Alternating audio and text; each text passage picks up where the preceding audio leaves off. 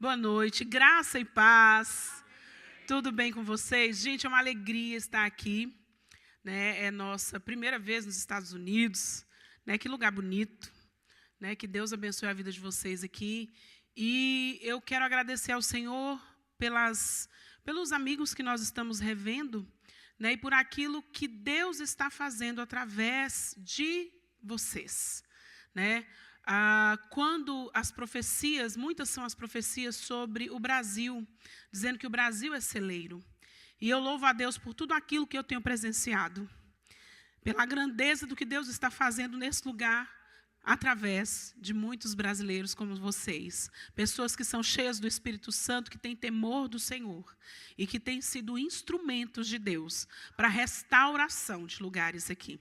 E nós temos certeza que o Senhor continuará fazendo coisas extraordinárias, coisas grandes, que a gente não pensou ainda, né? A irmã que trouxe a palavra da oferta, ela falou sobre a grandeza desse lugar e como pode ser fácil, né? Desvirtuar ali do propósito. Mas aqueles que estão com seus olhos no Senhor, com seus ouvidos abertos para o que o Espírito está dizendo, vocês vão viver, gente, a promessa que o Senhor fez, né? Na vida do pastor Heber, da pastora Rosane, daquilo que Deus tem dado como visão para vocês. Eu creio nisso. Milagres, o Senhor tem a realizar de uma maneira muito poderosa, né? Vocês estão em busca de um lugar para chamar de seu, né? E eu creio que o Senhor vai abrir essa porta, né? Luiz estava contando, eu não sei se contou, mas eu vou tentar resumir em 1 minuto e 20 que tem ali, né? Tá ali o relógio falando comigo. Mas nós tivemos um problema, né, com o nosso terreno, entramos numa licitação do governo lá no DF, chamada Terra Cap. Gente, aquilo não é de Deus. Mas nós entramos na licitação por causa de uma palavra do Senhor. E, para resumir bastante, nós chegamos a perder aquele terreno, né? Chegou um dia que algumas ovelhas chegaram assim: pastor, o que vai ser se a gente perder o terreno? Aí Luiz falou assim: a gente faz o culto debaixo daquele abacateiro ali. E aí ficamos esperando tantas coisas, tantas pessoas tentaram ajudar, a influência de cá, eu conheço fulano, eu conheço o vice-governador, eu conheço o diretor da Terra Cap, nada acontecia. Mas por causa da palavra que o Senhor havia nos dado, e foi muito interessante porque Deus nos trouxe uma palavra, e quando Deus vem, gente, a paz, nós falávamos sobre isso, né? Você pode estar passando o turbilhão que for. A gente chegou a cogitar vender a nossa casa, para poder pagar esse terreno, mas não pagaria nem metade da dívida que estava lá. A dívida ativa chegou a quase 2,5 milhões de reais. E seria uma dívida impagável para nós. Mas Deus é Deus e Ele é quem assina, Ele muda decretos, Ele muda leis, Ele bate o martelo e a palavra dEle é uma só. Então, em 2023, o Senhor, houve uma mudança numa determinada lei, Luiz sabe disso melhor do que eu, porque a parte do direito é com ele. Mas Deus transformou uma situação que poderia ser de uma grande vergonha, né, para nós. Porque muitas pessoas achavam que a gente tinha feito na emoção. Mas havia muita oração envolvida, porque o Senhor havia nos dito muito antes de termos aquela igreja. O Senhor disse: eu vou entregar a escritura do terreno na mão de vocês. E para a glória de Deus, em 2023, agosto de 2023, nós recebemos a escritura do nosso terreno. O terreno é nosso. E da dívida que era 2,5 milhões, nós estamos pagando 256 mil reais daquele terreno, e nós estamos pagando R$1.000 por mês, gente, de prestação, de uma prestação que chegou a quase 30 mil. Então, Deus faz milagre. E vocês têm companheiros de oração sobre isso que vocês estão pedindo ao Senhor. E eu creio e tenho certeza, Deus vai fazer muito melhor do que o que vocês estão sonhando. Amém. Deus abençoe. Graças a Deus. Graça e paz. Que honra estar aqui com vocês, conhecendo. Já conhecia de ouvir falar, mas agora os meus olhos contemplam. Que lugar maravilhoso, hein? Que povo lindo. Meu Deus, vocês têm cara de brasileiro. Que perfeição, hein? Alguns mineiros. Vieram os mineiros? Ah, tá fraco. Mas e os goianos? E o pessoal de São Paulo? Esse pessoal vai dominar o mundo, né, gente? Ficou alguém lá em São Paulo? E o pessoal do Nordeste? Muito bom, que bênção. Glória a Deus. Que honra estar aqui. Que privilégio. E eu quero compartilhar com vocês algo que Deus tem ministrado no meu coração nesses últimos dias, em Salmos 27, versículo 4 e 5, um salmo de Davi, e Davi está fazendo umas declarações ao Senhor. Ele começa esse salmo falando sobre exércitos que estão se levantando. Ele era um homem de batalhas, Davi era acostumado a guerrear, ele não tinha medo e nem preguiça para ir para a guerra, e Deus sempre fez dele um grande guerreiro. E Davi nos ensina nesse salmo algumas coisas muito interessantes que eu espero que o Espírito Santo ministre ao seu coração. Verso 4 e 5 de Salmo 27, uma coisa pedi ao Senhor e a procuro, né, que eu possa viver na casa do Senhor todos os dias da minha vida, para contemplar a bondade do Senhor e buscar sua orientação no seu templo. Pois no dia da adversidade, Ele me guardará protegido em sua habitação. No seu tabernáculo me esconderá e me porá em segurança sobre um rochedo. Será que a igreja pode ler? Verso 4, 5, todos juntos.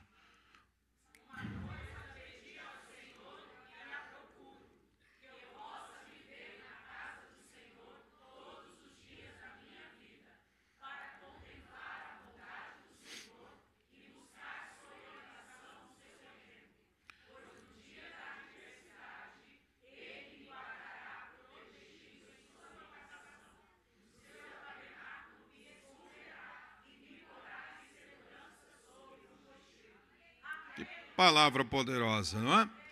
O verso 5, começando de trás para frente, o verso 5 é o que Davi está procurando, o que é o objetivo dele nesse relacionamento com o Senhor. Ele diz no verso 5 que no dia da adversidade, e Davi entendia muito bem sobre a adversidade, eu acredito que aqui todos vocês saibam o que é o dia da adversidade. Talvez alguns de vocês podem falar os dias da adversidade, outros podem mencionar os meses da adversidade ou até anos da adversidade. Esse caso que a Cris acabou de compartilhar, foram 10 anos de adversidade que nós enfrentamos nesse dilema do nosso terreno. Eu não sei quanto tempo faz que você está lutando contra algo ou algumas situações. O certo é que no dia da adversidade, esse dia vai acontecer. Não é uma profecia negativa, mas ele acontece com todo mundo. Jesus já disse isso para nós, que no mundo nós teríamos aflições. Então, o dia da adversidade, ele é real. E ele não escolhe para quem ele vai se apresentar, para todos. Agora, Davi está dizendo, nesse dia da adversidade, ele pode acontecer, não tem problema nenhum.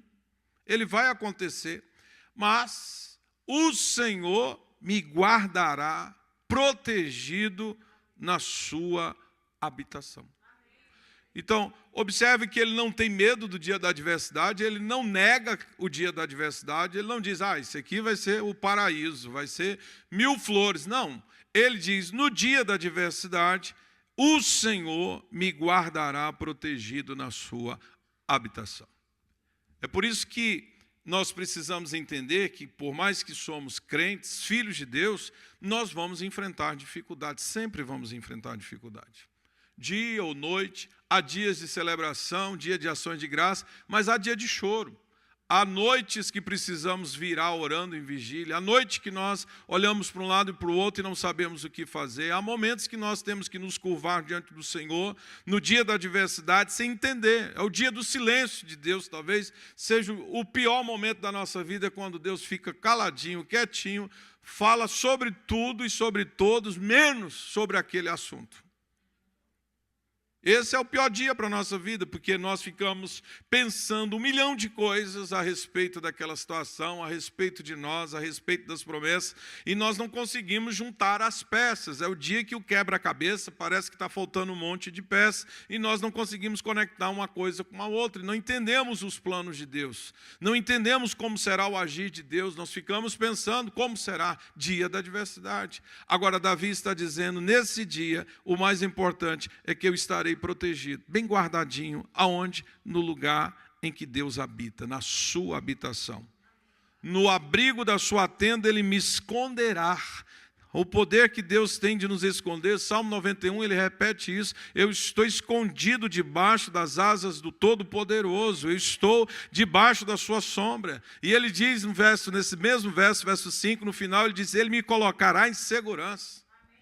Ô, gente, todos nós estamos em busca de segurança, é uma necessidade básica. Nós queremos nos sentir seguros. Nós queremos sentir que estamos no controle. E às vezes confundimos segurança com controle. Às vezes o que nós estamos buscando não é segurança, é controlar a situação. Mas Deus, Ele não nos deixa controlar a situação, Ele nos oferece segurança, é diferente. Sabe quando você senta no banco do carona e sua esposa está dirigindo? Não que eu queira causar intriga. Ou vice-versa também, não? Porque tem casa que a mulher dirige muito melhor do que o homem, aleluia. Mas sabe aquele dia que você senta no lado do carona e você fica desconfiado? Será que essa pessoa sabe dirigir mesmo? Mas no final dá tudo certo, você está vivo aí, graças a Deus, vai continuar, glorifica a Deus. É insegurança que o Senhor te traz, mas não quer dizer que você está no controle. Quando você entra no avião, você não sabe nem quem é o piloto. Na maioria das vezes a gente nem sabe se tem piloto lá. Pode ser uma gravação, aqui é o comandante. Já desconfiaram sobre isso? Nesse mundo tecnológico que os aviões estão voando aí sem piloto. Você já pensou se você entra num Boeing desse aí e não tem ninguém pilotando? É um menino de 15 anos que está dentro de um container aqui no Texas controlando um avião. Já parou para pensar sobre isso? Mas todos nós entramos, sentamos, apertamos o cinto e sempre fazemos a mesma oração. Que o Senhor me guarde e proteja. Não é? E a oração fica mais pentecostal quando passa na turbulência. É a hora que o ateu se converte. Porque nós não estamos no controle, mas nós estamos em segurança. Então é isso que Davi está falando. Agora, para que ele entre nesse estágio, ele goze dessa segurança, ele então fala o versículo 4. E aqui é que está o segredo. Porque ele vem dizendo assim, uma coisa, diga uma coisa. Uma só, gente. No mundo em que todo mundo está competindo pela nossa atenção, você já foi tentar 3 vezes aí para dar uma olhadinha no Instagram, seu celular dando a vibradinha e o WhatsApp, e a família mandando mensagem, e o teu patrão já perguntando se você vai trabalhar segunda. Não é assim? Todo mundo tentando roubar, apitar a nossa atenção. Hoje você está conversando com um amigo sobre geladeira e daqui a pouco você abre o celular e tem um monte de anúncio de geladeira. Um negócio absurdo. Não é uma coisa diabólica isso? É bom a gente conversar com isso. Põe o celular longe. Agora, uma coisa eu pedi ao Senhor, e não só pedi, como eu também buscarei ou procurarei. Veja que aqui são 2 ações. 2 ações. Mas essas 2 ações estão ligadas a uma prioridade. Foi a palavra da oferta, prioridade. E prioridade é aquilo que vem antes de tudo. Vem antes de tudo. Prioridade é aquilo que vem antes de tudo. E Davi disse, uma coisa só basta. Uma coisa só eu estou pedindo ao Senhor. Então, ele está orando, mas em contrapartida, ao mesmo tempo que ele ora, ele pede ao Senhor, ele também busca, ele procura. Porque a oração não é um lugar de passividade. Esperar em Deus não é deitar numa rede e se balançar esperando que Deus envie um profeta, um corvo, uma provisão. Esperar em Deus é continuar andando na direção que Deus nos deu e esperar que, se preciso for mudar a direção, Ele fale conosco. Ou, se necessário parar, nós vamos parar. Ou, se necessário correr ou diminuir a velocidade, Ele fale conosco. Então, esperar em Deus não é parar, não é ficar passivo. Por isso que Davi diz: eu pedi ao Senhor, mas também estou buscando uma coisa só. Que coisa é essa, Davi, que você colocou como prioridade na sua vida, como número 1 na sua vida, diante de tantas coisas que ele tinha na sua frente? Ele decidiu uma coisa só. Uma coisa só. Nós, cristãos, muitas vezes vamos orar e temos uma lista enorme de coisas para nós orarmos e nós pedirmos. Nossa, parece lista de compra de supermercado, parece lista de presente de fim de ano. Por quê? Porque nós temos muitas coisas para falar ao Senhor. Mas Davi está nos ensinando que uma só basta. E ele diz: uma coisa eu peço ao Senhor e a buscarei. O que, Davi? Que eu possa habitar na casa do Senhor todos os dias da minha vida. Que coisa poderosa. E quando nós olhamos para esse texto, a gente fica: não, eu acho que eu não posso fazer essa oração não, porque eu tenho que trabalhar. Eu tenho que ir para a faculdade. Não, essa oração não dá para fazer não, porque eu tenho umas coisas muito importantes para resolver, ainda não dá para fazer essa oração. Quem sabe quando eu me aposentar, eu possa habitar na casa do Senhor todos os dias da minha vida. Mas não era sobre isso que Davi estava falando. Não era sobre habitar fisicamente no tabernáculo de Moisés ou no tabernáculo de adoração que Davi criou. Não, não era sobre isso. Veja bem, a parte seguinte, a terceira parte desse versículo, Davi diz: eu vou habitar na casa do Senhor todos os dias da minha vida para fazer algo. O que ele estava falando? Para contemplar a bondade do Senhor e buscar a sua orientação no seu templo. Você pode colocar o versículo aí na tela, o verso de número 4? Obrigado. Uma coisa pedi ao Senhor e procuro. O que, gente? Quanto tempo?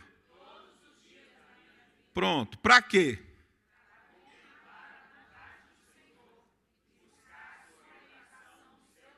Então, uma coisa só ele estava pedindo. O que ele estava pedindo? O poder. Não é isso? Para que eu possa, é o quê? O poder. O poder de viver, de habitar na casa do Senhor. Quanto tempo? Todos os dias da minha vida. Como isso será possível? É a pergunta que nós fazemos.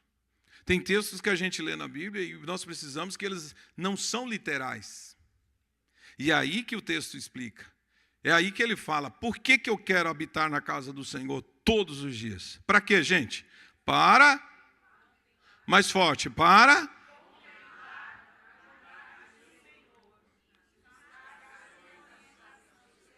Vamos com calma. O que é contemplar?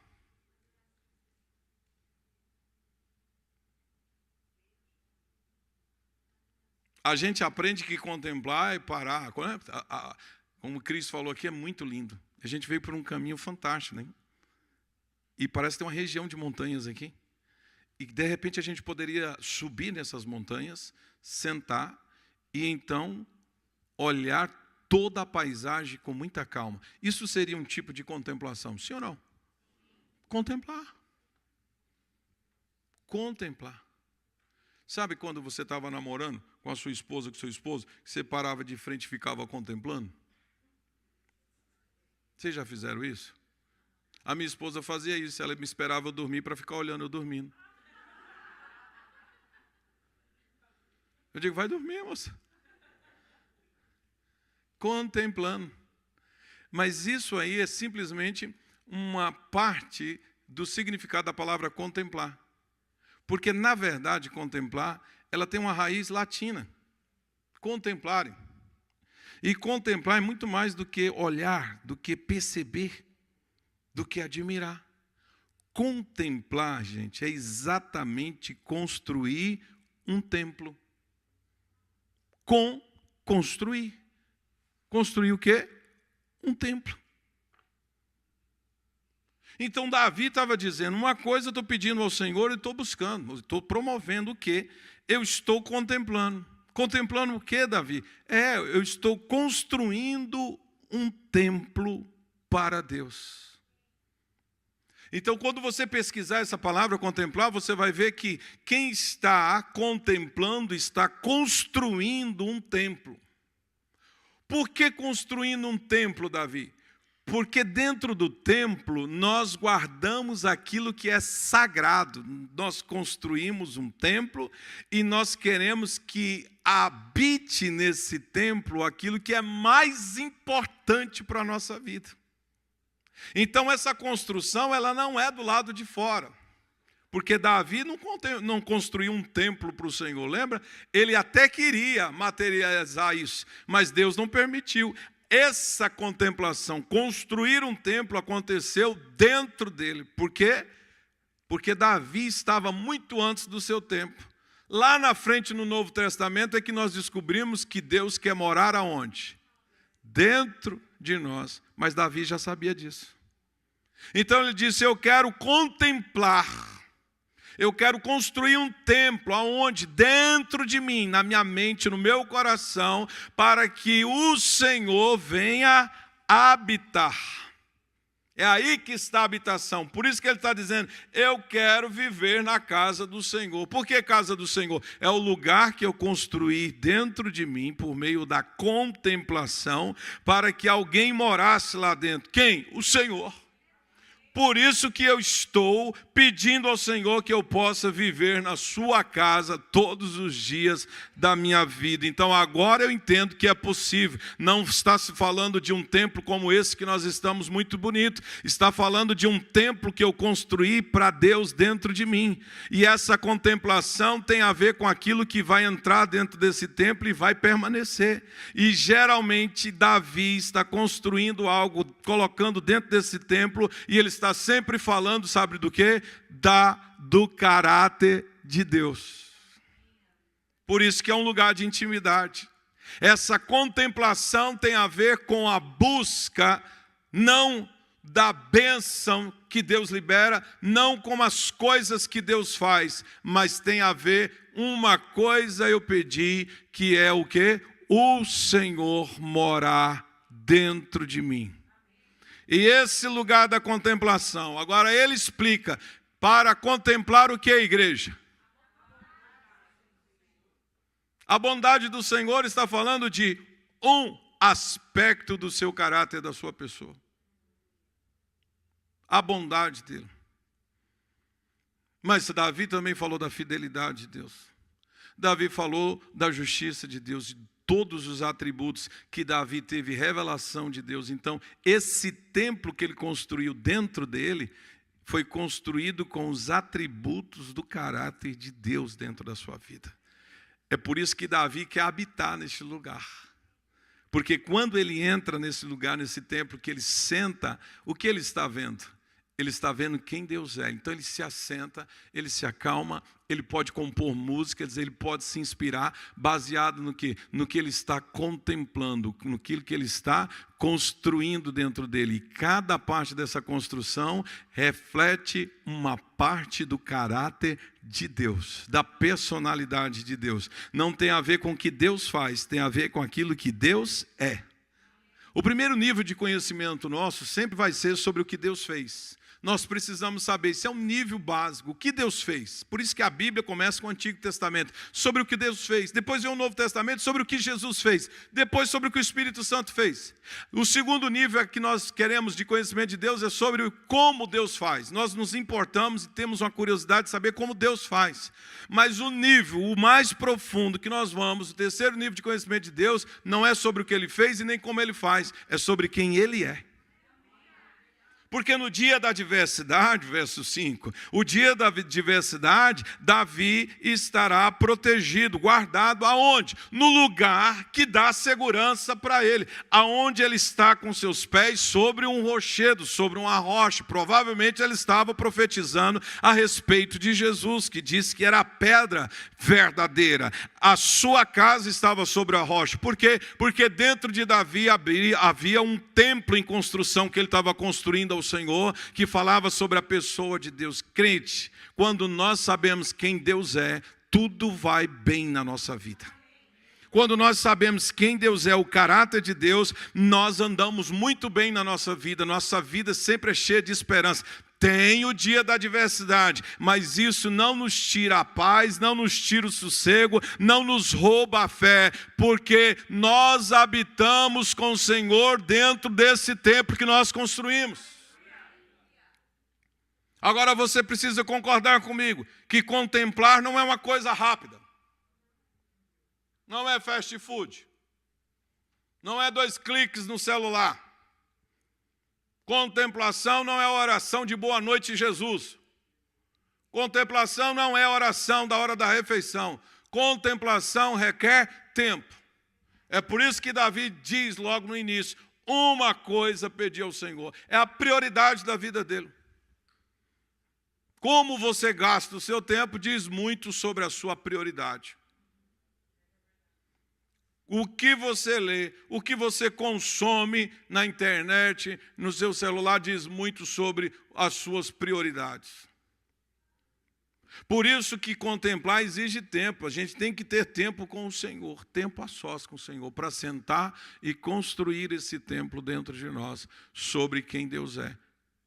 Às vezes nós estamos servindo um Deus terrível e não um Deus bondoso. Às vezes nós estamos orando pensando que Ele é um Deus que se esquece das orações que nós fizemos.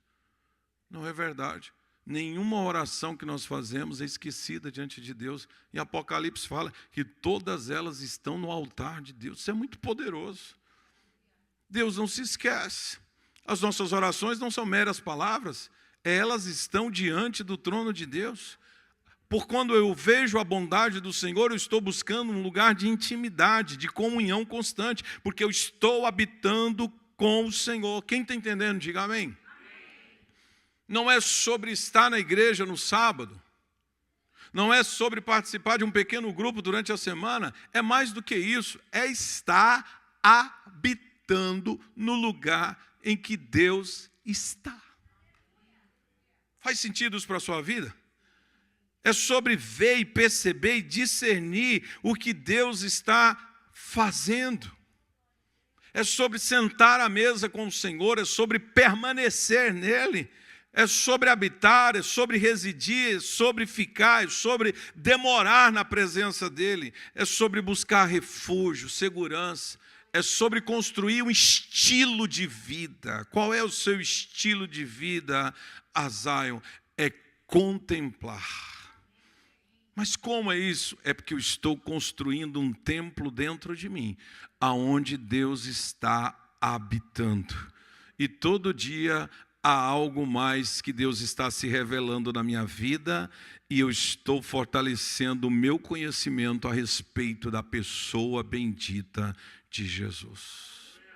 Isso é tão importante, que em Filipenses capítulo 3, versículo 10 a 14, um texto bem conhecido, o apóstolo Paulo também falou de uma coisa. E é interessante como ele está se referindo a Davi, porque ele começa o texto dizendo, eu quero conhecer Cristo, Filipenses 3, versículo 10. Eu quero conhecer Cristo. O que ele quer? Conhecer Cristo. Com o poder da sua ressurreição, a participação em seus sofrimentos. Olha só que coisa poderosa. Paulo não queria somente conhecer o poder da ressurreição. Quem não quer conhecer? Mas ele disse, eu preciso também participar dos seus sofrimentos. É uma via que tenha essas mesmas coisas, o poder da ressurreição, mas também a participação nos sofrimentos de Cristo, tornando-me como Ele na sua morte. O objetivo é tornar-se um cristão, tornar-se a semelhança de Cristo, para que de alguma forma eu alcançar a ressurreição dentre os mortos. E ele diz, não que eu já tenha obtido tudo isso, ou tenha sido aperfeiçoado, não é sobre isso, mas eu prossigo para alcançar. É uma ação contínua, é a contemplação, é algo que nós fazemos dioturnamente. Eu estou prosseguindo para alcançá-lo, pois para isso também fui alcançado por Cristo Jesus. E não pense que eu mesmo já o tenho alcançado, mas uma coisa eu faço. Diga, uma coisa eu faço. Davi disse, uma coisa eu pedi e estou buscando. Paulo está dizendo, uma coisa eu faço. O que você está fazendo, Paulo? Ele disse, eu estou esquecendo-me das coisas que ficaram para trás e estou avançando para as que estão adiante de mim. Deus não está preso a passado, presente e futuro. Para Ele é a mesma coisa. Mas nós estamos presos ao tempo. E nós costumamos a ficar presos ao passado. Tanto nas coisas boas como nas coisas ruins. Nas coisas boas nós ficamos presos às vitórias, aos troféus do passado. Mas há um momento da nossa vida que nós precisamos até esquecer dessas vitórias. Porque muitas vezes o que foi bom no passado pode ser problema no presente. E pode ser até um grande problema lá no futuro. Nós não precisamos ficar presos ao nosso passado, porque Deus está oferecendo para nós a chance de mudar para frente. E mesmo as coisas ruins que aconteceram na nossa vida, elas não podem nos segurar aonde nós estamos, porque o que determina a nossa vida não é o que aconteceu, o que determina a nossa vida é sobre o que Deus falou ao nosso respeito. Esquecendo, tem que esquecer das coisas que ficaram para trás. Por isso que Davi está falando de uma contemplação. Eu não consigo contemplar se eu estou olhando para o passado. Eu preciso contemplar olhando para o futuro, porque Deus está se revelando a nós. Amém? Deus se revelou a você essa semana, Deus está se revelando a você, igreja do Senhor, todos os dias. Deus está te ensinando coisas novas, Deus está te chamando para algo novo, Ele está te chamando para subir um monte, não é para descer, é para abandonar. Paulo está dizendo, eu estou esquecendo as coisas que estão ficando para trás, estou avançando para as que estão adiante de mim, eu prossigo para o meu alvo. É necessário a gente definir a nossa prioridade.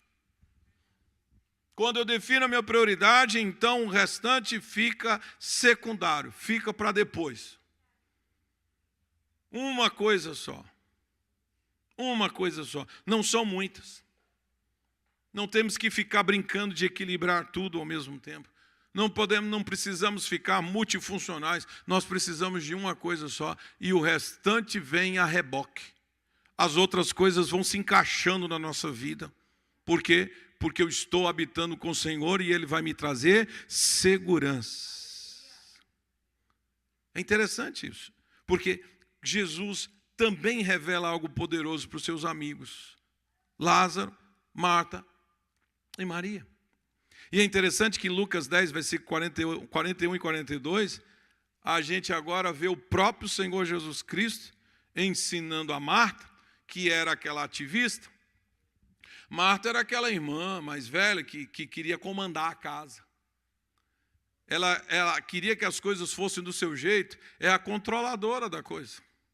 E Maria estava ali sentada aos pés de Jesus e Marta agitada, batendo panela para todo canto e tendo que ir na venda e tendo que resolver coisas e respondendo mensagem e cuidando do ensaio da igreja e fazendo tudo ao mesmo tempo. E chega um determinado momento que ela se incomoda. Maria está sentada, encantada, totalmente em um estado de contemplação, olhando para Jesus, o que Jesus estava fazendo, e Marta estava tentando impressionar Jesus.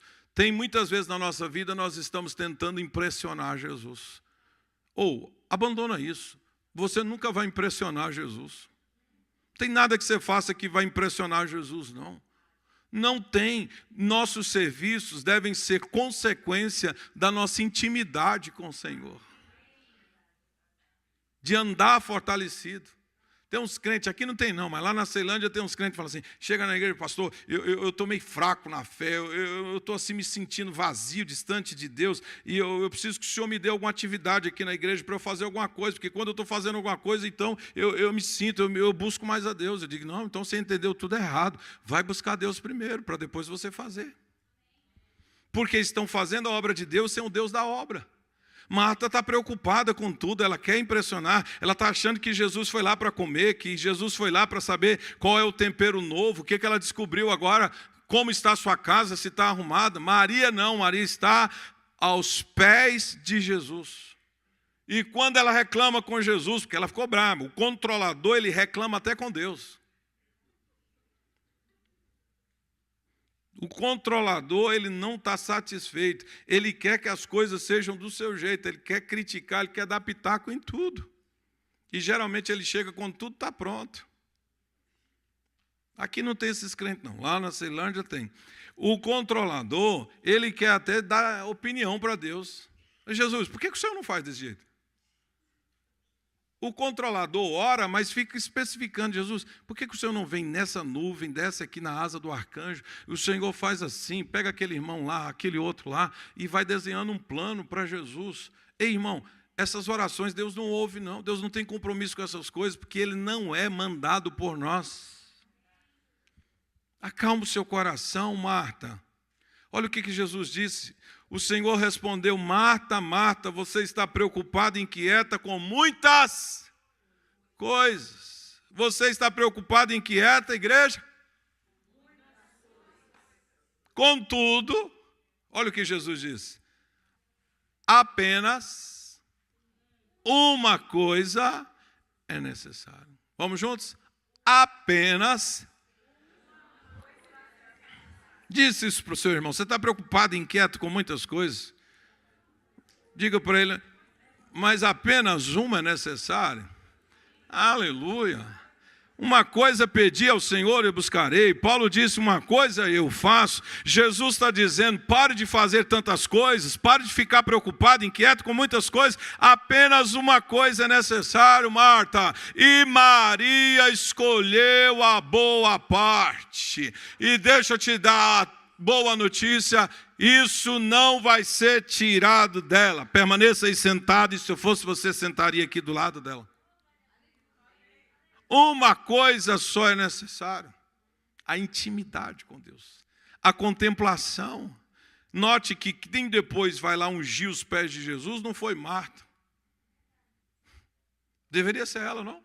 A tomar atitude, não vou lavar os pés de Jesus, vou ungir. Não. Porque o ativista, ele não está preocupado com o coração de Jesus.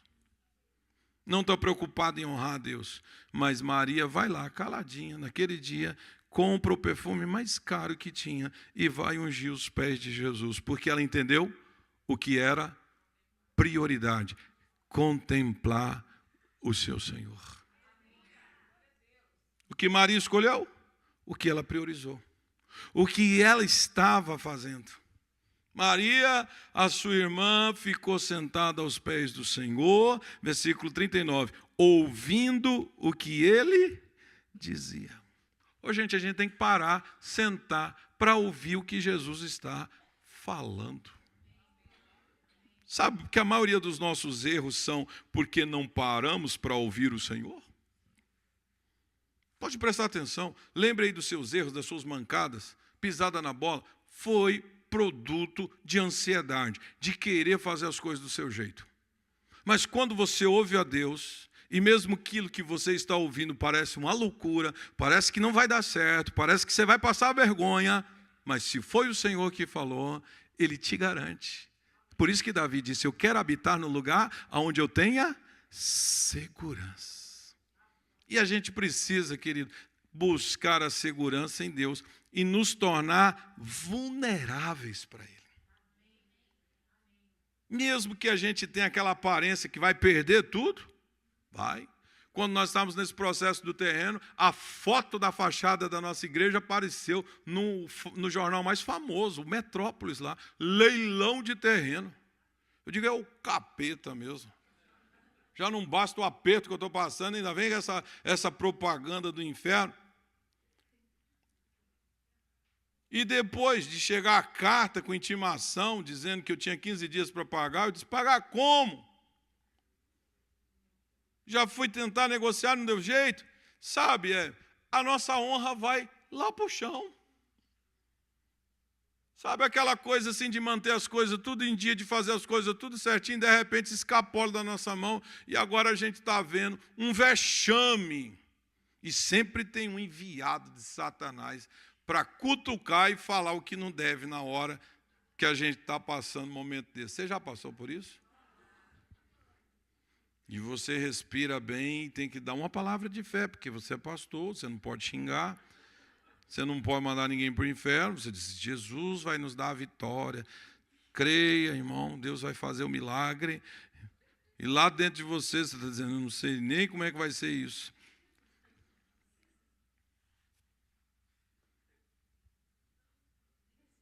Uma coisa só é necessário. Foi isso que Jesus disse para aquele jovem rico. Lucas 18, 22. Ao ouvir isso, né, a resposta do jovem rico, Jesus disse, falta ainda uma coisa. Ele fez uma lista, eu já cumpro todas essas coisas, desde que eu sou criancinha na escola dominical, aprendi tudo isso aí lá na sinagoga, eu já faço tudo isso aí. E Jesus virou para ele e falou o quê? Falta ainda uma coisa. E para você obter essa coisa, você precisa vender tudo que você possui e dar o dinheiro aos pobres, então você terá a coisa que está faltando na sua vida. Então depois você vem e me segue. Meu Deus, olha aqui, Jesus poderia ter dito, vende tudo que você tem, traz o dinheiro e entrega para Judas. Ele vai cuidar para você. Jesus precisava de dinheiro, sim ou não? O ministério de Jesus precisava de dinheiro. Jesus poderia ter pensado, vou deixar um bom caixa para Pedro começar assim, em alto estilo. Dinheiro aqui, em rodo. Mas se Jesus tivesse deixado dinheiro, Pedro e João não tinham levantado o paralítico na porta do templo. Porque quando ele olhou para aquele homem, ele disse, eu não tenho prata nem ouro. Mas o que eu tenho eu vou te dar. Queridão, nós estamos muitas vezes priorizando a prata e o ouro e estamos esquecendo aquilo que nós precisamos receber de Deus e é o que nós vamos dar para as pessoas. Não se trata de prata e ouro, se trata do poder de Deus. O que eu tenho eu te dou em nome de Jesus. Levanta e anda. Então, falta uma coisa. E o Espírito Santo está nos convidando hoje a nos livrar de tudo aquilo que nos domina e escraviza. O apóstolo Pedro diz, o homem é escravo daquilo que o domina. O Espírito de Deus está nos convidando a nos livrar daquilo que nos impede de viver uma intimidade com Ele. Uma coisa eu pedi ao Senhor e a buscarei. Que eu possa habitar na sua presença todos os dias da minha vida, para contemplar a bondade do Senhor. Você quer ficar de pé e contemplar? Isso Davi chamou de adoração. Então a contemplação é uma adoração. Estou construindo um templo dentro de mim, para quem habitar, para o Senhor habitar. E se Ele habitar nesse templo, eu estou habitando junto com Ele. Quantos dias da semana? Todos os dias da minha vida. Não me sinto só, não me sinto vazio, não me sinto distante, porque eu estou contemplando, construindo um templo dentro de mim. Pai, nós estamos felizes de estar aqui essa noite. Nós estamos aqui para poder louvar o Senhor, bendizer o Teu nome pela Tua bondade. O Senhor é bom. E a Tua bondade, ela se estende de geração em geração. Os nossos pais falaram da Tua bondade, nós falaremos da Tua bondade, os nossos filhos falarão da Tua bondade. O Senhor é bom e em Ti não há engano, não há mudança, nem sombra de variação, não há mínima possibilidade do Senhor alterar. O Senhor é e permanece para todos sempre, além da eternidade. Se um dia a eternidade acabar, o Senhor permanece o mesmo, é fiel o tempo todo. E nós entendemos hoje que precisamos de uma coisa só, Senhor amado. E é essa que nós vamos pedir e vamos procurar, Senhor. Vamos esquecer das coisas que ficam para trás. Não nos prenderemos ao passado. Cortamos hoje toda a âncora que nos prende ao passado. Toda vergonha, toda nudez. Nós livramos da culpa, nós nos livramos de toda a rejeição, de toda a orfandade, de toda a desconfiança, de tudo aquilo que nos atrapalha de estar em Tua presença, tudo que nos atrapalha de fazer parte da igreja igreja do Senhor, nós nos desvinculamos. Cortamos os vínculos agora com o nosso passado. Cortamos agora a poder no sangue de Jesus para perdoar todo o pecado. E o Senhor lançar para longe de nós as nossas iniquidades. E nós estamos livres para correr agora em direção àquilo que importa, o conhecimento do Senhor. Deus, que o Senhor se revele. Aqui tem uma igreja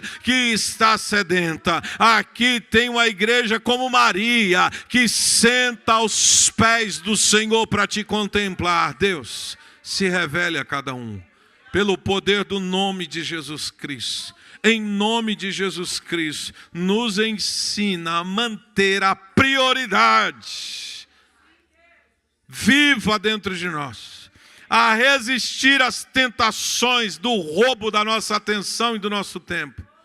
Não dependemos do governo, não dependemos do salário, não dependemos do patrão, não dependemos das pessoas, nós dependemos do Senhor, Jeová Jireh, o Deus da nossa provisão. Nós não estamos nas mãos dos homens, nós estamos nas mãos do Deus vivo.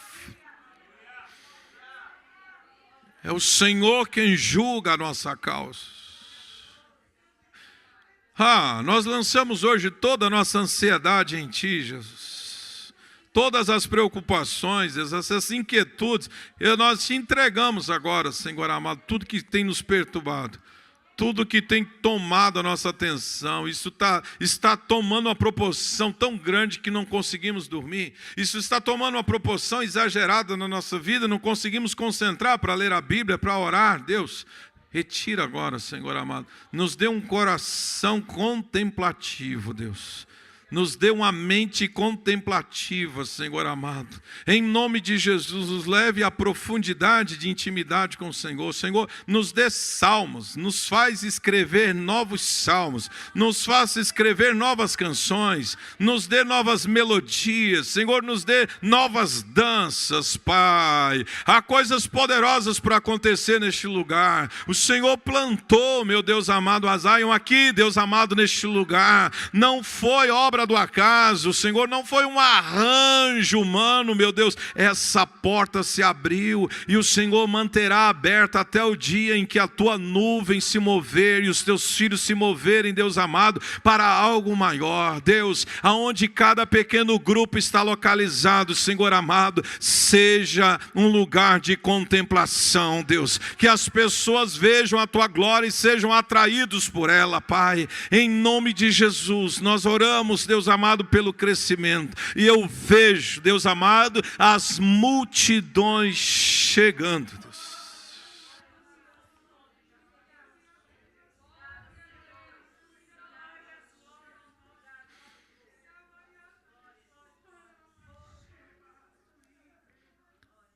As portas do inferno não prevalecerão contra a tua igreja. Isso não vai mudar. É um decreto do Senhor sobre a nossa vida. Ninguém vai alterar 1 milímetro disso. A porta do inferno não prevalecerá contra a tua igreja, Senhor. Por outro lado, as portas dos céus estão abertas, Senhor. A porta do novo, pelo novo e vivo caminho do Santo dos Santos, da sala do trono, permanece aberta, Senhor. Nós podemos entrar com muito temor, porque o nosso sumo sacerdote já entrou na nossa frente. Não tem cortina, não tem véu, não tem porta, não tem anjo com espada desembainhada. É um acesso livre que nós podemos ter, Senhor amado, e é do teu trono que o Senhor governa todas as coisas. Basta uma palavra do Senhor, basta um direcionamento, Deus amado. Deus, dê palavra, Senhor, libera a palavra, Deus amado, necessária para essa noite, para essa nova estação dessa igreja, Senhor. Libera a palavra, meu Deus amado, em nome de Jesus Cristo, de uma nova estação, Deus. Os teus filhos têm se preocupado em profundidade de raízes e o Senhor dá o crescimento, Deus.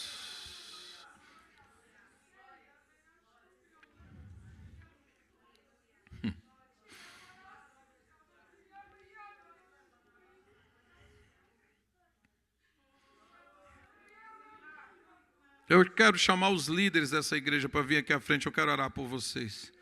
Todos os líderes dessa casa.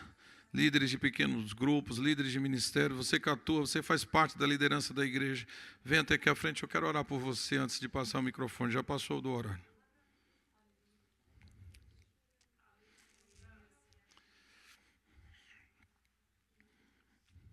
É um exército. Há uma palavra poderosa. Eu estava orando por vocês esses dias, sabendo que vinham para cá.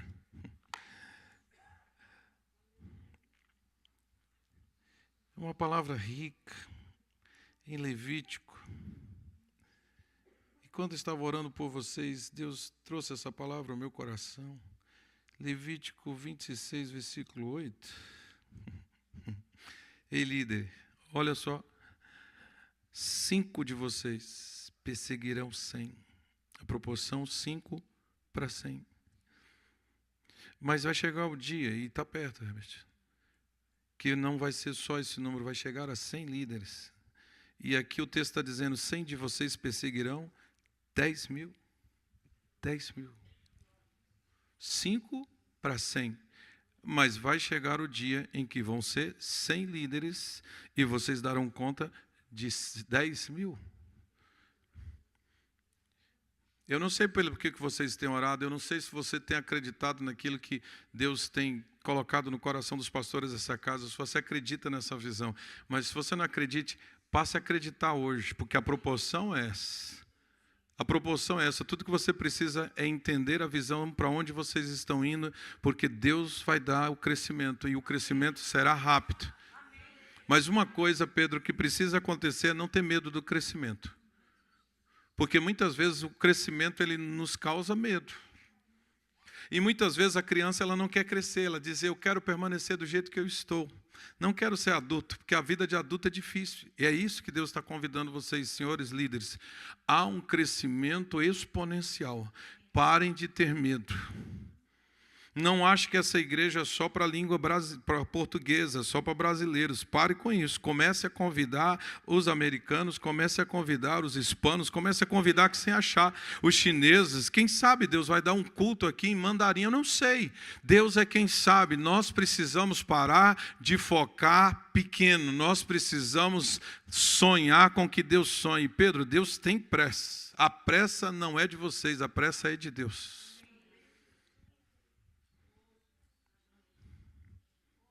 Pai, eu te agradeço por cada líder que está aqui, Deus, os pastores dessa casa. O Senhor os chamou, Deus. Por mais que eles se sintam pequenininhos, Deus, se sintam incapazes. Por mais que eles olhem e não vejam, Deus amado, aquilo que o Senhor tem dito na vida deles. Mas é um momento, Deus amado, do pequeno se tornar grande. O Senhor prometeu dar a terra àqueles que têm um coração humilde, Deus amado. E essa igreja tem cultivado um coração humilde sem vaidade.